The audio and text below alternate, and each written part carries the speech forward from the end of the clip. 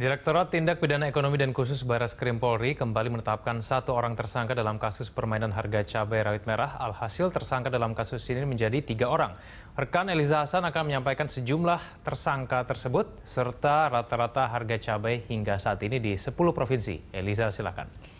Baik, Egan, setelah menetapkan 2 tersangka pada minggu lalu, Barreskrim Polri kembali menetapkan 1 tersangka yang berada di wilayah Jawa Tengah terkait dengan gejolak harga cabai rawit merah.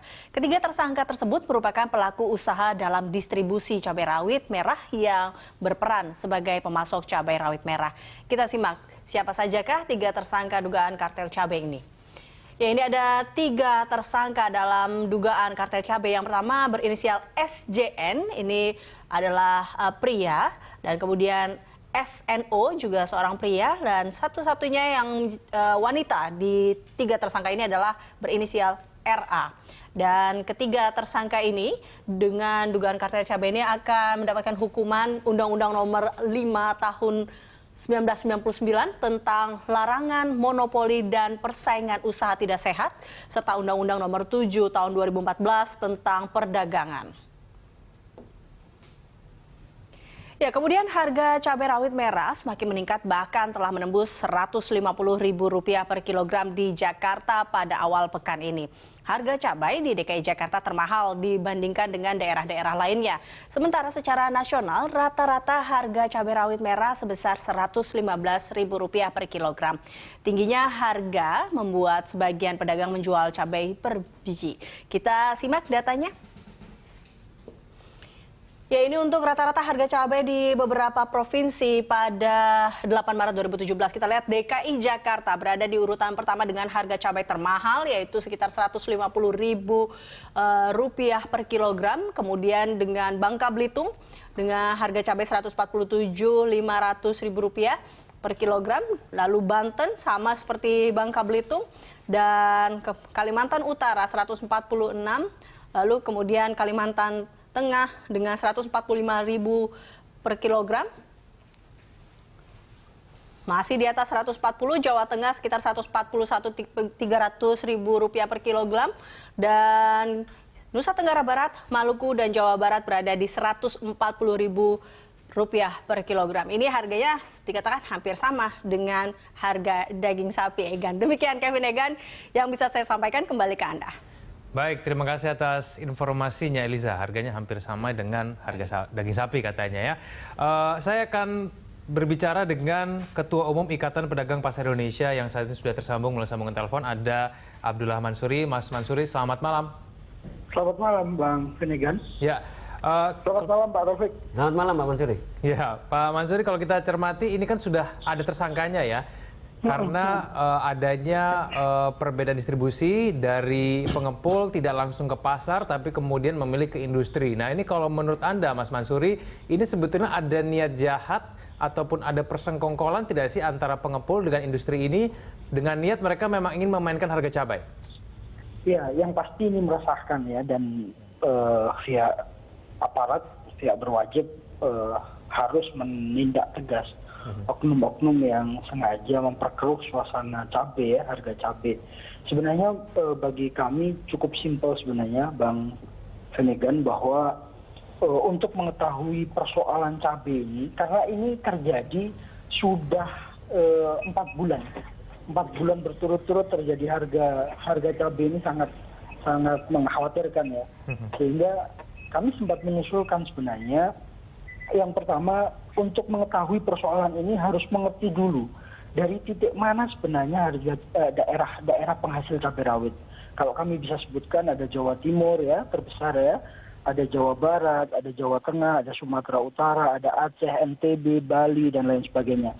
Nah, ini yang harus ditelusuri, titik-titik kantong-kantong mana terbesar dan suplainya di daerah mana saja, ini bisa ditelusuri sebenarnya.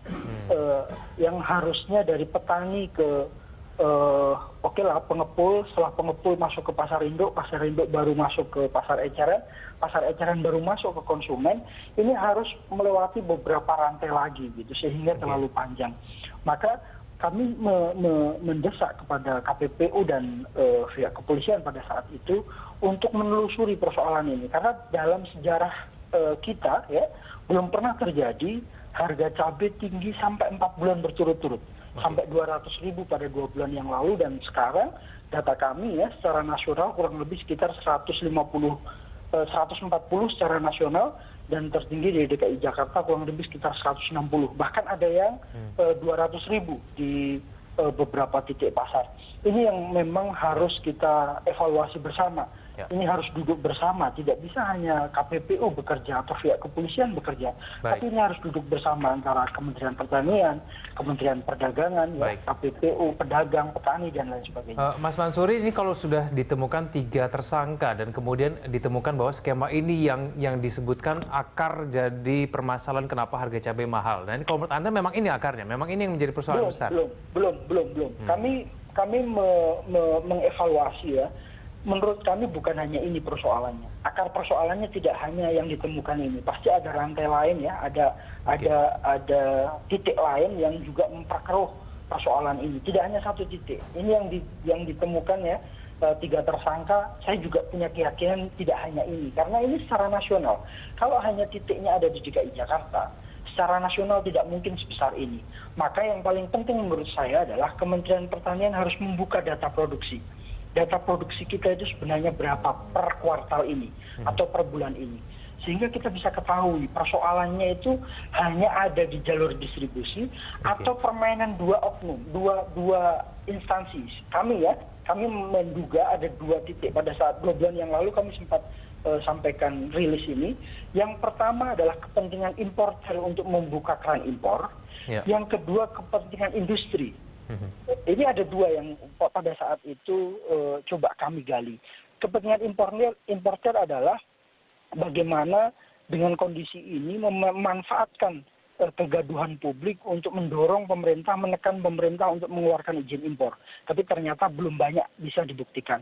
Yang kedua, industri. Industri itu ada 2 pola. Pola yang pertama yang sekarang terjadi, pola yang kedua adalah lahan pertanian disewa sekaligus petaninya, terus hasilnya dibawa ke industri tersebut. Ini 2 pola itu, tapi kami tidak mempunyai daya untuk mendapatkan informasi yang lebih detail ya. Kami tidak punya, ini kewenangan KPPU sepenuhnya, ini kewenangan pihak kepolisian sepenuhnya. Kami mensupport. Saya ke Pak Nur dulu, Mas Mansuri. Pak Nur, bisakah kita berharap pada KPPU untuk mengusut yang pemain-pemain besar ini? Kalau kata Mas Mansuri, ini bukan hanya pemain-pemain kecil saja sebetulnya, bro. Ini mungkin ada yang lain. Ya, begini, ketika kemudian ini ada 2 pasar, pasar industri, kemudian pasar retail, artinya untuk konsumsi masyarakat. Nah, kalau yang disampaikan oleh Pak Mansuri statement bahwa ada pergeseran yang kemudian mempengaruhi pasar retail, maka itu ada hal-hal yang perlu kita telah lebih lanjut. Apakah kemudian perilaku ketika pasar industri ini merebut pasar, dalam tanda kutip merebut pasar itu kemudian dengan maksud tertentu, ada motif tertentu sehingga dia dengan kemampuan dia menyerap, dengan kemampuan dia mengolah dalam industri olahan yang lebih awet sehingga tahan lama, maka ada potensi-potensi yang perlu didalami kami lebih lanjut kaitannya dengan potensi yang namanya oligopsoni.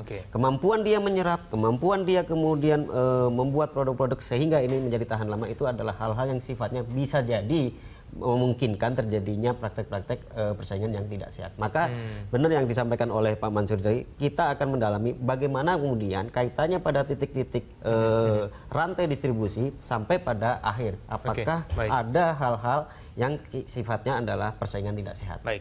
Kita akan lanjutkan dulu kita di segmen selanjutnya. Kita masih punya 1 segmen lagi. Mas Mansur, ditahan dulu telepon Anda. Pemirsa Hot Ekonomi akan segera kembali.